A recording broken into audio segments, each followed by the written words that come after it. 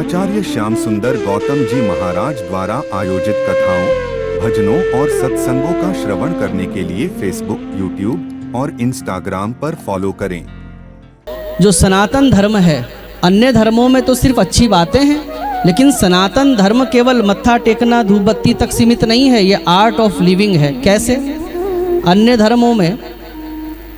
धर्मों में मेडिकल है, मेडिकल की चर्चा तो नहीं है ना, लेकिन हमारे सनातन धर्म में आयुर्वेद के रूप में मेडिकल की चर्चा नहीं है। उसमें आयुर्वेद की भी चर्चा है, उसमें ज्योतिष की भी चर्चा है। तो कंस्ट्रक्शन की चर्चा भी पुराणों में है, गरुड़ पुराण में है, स्कंद पुराण में है। तो मेडिकल इसमें है, कंस्ट्रक्शन इसमें है। और आपको आश्चर्य होगा, बच्चा पेट में कैसे बनता है, कैसे आता है, ये भागवत के तृतीय स्कंद में चर्चा है। कललम त्वेक रात्रेण पंचरात्रेण बुद्बुदम दशाहेन तु करकंधु पेशंडम वा ततः परम। स्त्री पुरुष का विवाह हुआ, प्रथम रात्रि के दिन एक बिंदु के रूप में वो जीवात्मा स्त्री के गर्भ में स्थापित हो जाता है। कललम त्वेक रात्रेण और पंचरात्रेण बुद्बुदम, 5वें दिन वो बुलबुले के जैसा बन जाता है। दशाहेन तु करकंधु, 10वें दिन वो बेर के दाने का जैसा बन जाता है। पेशंडम वा ततः परम, उसके बाद वो पिंड का रूप धारण करने लगता है। और उसके बाद 1 महीने में सिर बनता है, 2 महीने में हाथ पांव बनते हैं, 3रे महीने में लिंग बनता है। कितनी वैज्ञानिक बात है, भागवत के तृतीय स्कंद की बात बता रहा हूँ। 3 महीने में लिंग बनता है। और इस बात को तो आप सभी जानते हैं, जो अपराध है लिंग परीक्षण कराना, लेकिन जो कराते थे 3 महीने में ही तो होता है, उससे पहले नहीं करा सकते। तो भागवत की बात कितनी साइंटिफिक है। भागवत कह रही है 3 महीने में लिंग बनता है, 4थे महीने में धातुएं बनती हैं, 5वें महीने में धातुएं बनने से उसको भूख प्यास लगती है, 6ठे महीने में फिर उस हलचल पैदा होती है, 7वें महीने में उसको अपने 100 जन्मों का स्मरण होता है। एक दिल्ली की बहुत बड़ी डॉक्टर, उससे जब मैंने ये बताया तो वो हैरान हो गई। वो इन चीज़ों को, किसी वैज्ञानिक की बेटी थी वो, तो उनसे परिचय हुआ। तो जब मैंने ये श्लोक उनको बताया, वो आश्चर्यचकित पड़ गई। कहने लगी, पंडित जी सही बताइए, ये लिखा है ग्रंथ में? मैंने कहा बिल्कुल लिखा है। मैंने कहा आपको ज़्यादा पता होगा कि, क्योंकि वो प्रजनन की ही डॉक्टर थी। तो मैंने क्या ऐसा ही होता है, ये सत्य है? तो बोले बिल्कुल ऐसा ही होता है। मेडिकल इसमें है, निर्माण कार्य इसमें है, मैथमेटिक्स इसमें है। ये नक्षत्र को गिन लेना, सूर्य चंद्रमा की गति का पता लगा लेना, ग्रहण कब हो रहा है पता लगा लेना, सारे पंडित जी के पंचांग के रूप में मैथ्स ही तो है, गणित ही तो है। तो इससे क्या ये बात सिद्ध नहीं होती कि जो सनातन धर्म है वो केवल मत्था टेकने का विषय नहीं है, ये जीवन जीने की कला है। इसलिए गर्व करो कि भगवान ने हमको सनातन धर्म में जन्म दिया है। यहाँ पर कुछ भी चीज़ निरर्थक नहीं है। टीका लगाते हैं, उसके पीछे लॉजिक है। हमारे शरीर में 72,000 नाड़ियाँ हैं। कितनी नाड़ियाँ हैं? 72,000 नाड़ियाँ हैं। और वो सिमट कर सारी की सारी यहाँ पर आती हैं। कहाँ पर? यहाँ पर।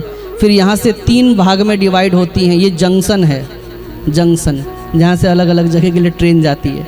सारी सिमट कर यहाँ पर आई और उसके बाद यहाँ से इंगला, पिंगला और सुषुम्ना 3 नाड़ियाँ डाइवर्ट होती हैं। तो तिलक लगाने का प्रावधान क्यों है? क्योंकि जब 72,000 नाड़ियों का समावेश यहाँ पर है तो स्वाभाविक है इस पॉइंट को दबाने से सारी नाड़ियों में उसका प्रेशर पड़ेगा। तो इसलिए तिलक लगाया जाता है ऐसे। तिलक इस स्थान पर थोड़ा सा दबाव बनाने से ये विज्ञान भी मान चुका है कि व्यक्ति शांति का अनुभव करता है, स्ट्रेस से मुक्त हो जाता है इस स्थान को दबाने से। वो बात अलग है कि हम तो फटाफट ऐसे लगा लेते हैं, लेकिन संत परंपरा में जो वैष्णव दीक्षा लेते हैं तो तिलक लगाने में समय लगता है। हाँ, सुंदर। तो ये पॉइंट दबते रहते हैं तिलक लगाते समय। और फिर इस प्रकार से जब संत परंपरा में तो फिर यहाँ भी लगाते हैं, शीशा लेकर दर्पण लेके 10-10, 15-15 मिनट लगता है। तो फिर इस प्रकार से ये सब चीज़ें क्या हो जाती हैं, मसाज हो जाती हैं। इतना मसाज करने का ब्यूटी पार्लर में कितना पैसे दे के आते हो? तो ये आहा, क्योंकि सारा सिस्टम यही तो है। ये खराब हो गया तो शरीर कितना भी अच्छा हो, ये सही है। तो जो लोग लोग माला पहना रहे हैं, अगर यही खराब हो गया तो जो लोग माला पहनाते हैं फिर वो जूता भी मारते हैं। सारा सिस्टम, सारी डिवाइस यही फिट है। तो इसलिए तिलक लगाने का प्रावधान है। हाथ में धागा बांधते हैं, इसका संबंध मेडिकल से है। धागा बांधा, गांठ यहाँ पर है, लेकिन ये गांठ हमेशा यहीं रहती है। शाम तक हो सकता है घूम के इधर चले जाए, ऐसे चली जाए, घूमती रहती है गांठ। इसका मतलब धागा घूमता है। अब धागा घूमता है तो उसका क्या लाभ मिलता है? यहीं पर वात, पित्त, कफ 3 प्रकार की नाड़ियाँ होती हैं। वात, पित्त, कफ। आजकल तो बिना मशीन के कोई डॉक्टर कुछ भी नहीं कर सकता। चलो अच्छी बात है, करना चाहिए, बारीकी से टेस्ट करना चाहिए, वो बुरी बात नहीं है। लेकिन सारी चीज़ मशीन पर डिपेंड होने से जो एक अम्मा जो लकड़ी बेचकर काम चलाती है, जो कुछ कंडे बेच के काम चलाती है, एक मूंगफली बेचने वाला, एक चने बेचने वाला, उसको बुखार हो गया तो आज ऐसी योग्यता नहीं रही कि बिना चेकअप के उसको दवाई दे दी जाए। जो 100 रुपए की दवाई से ठीक हो सकता था, लेकिन मशीन पर डिपेंड होने से क्या हुआ, लिख कर दे दिया कि टेस्ट करा लो। अब बेचारा वो 1500 के टेस्ट कराएगा। जो बुखार उसका 100 रुपए की गोली से ठीक हो सकता था, ठीक है रईस लोगों के लिए कराओ टेस्ट, लेकिन वो चिकित्सा गरीब आदमी के हाथ से तो बाहर निकल गई ना।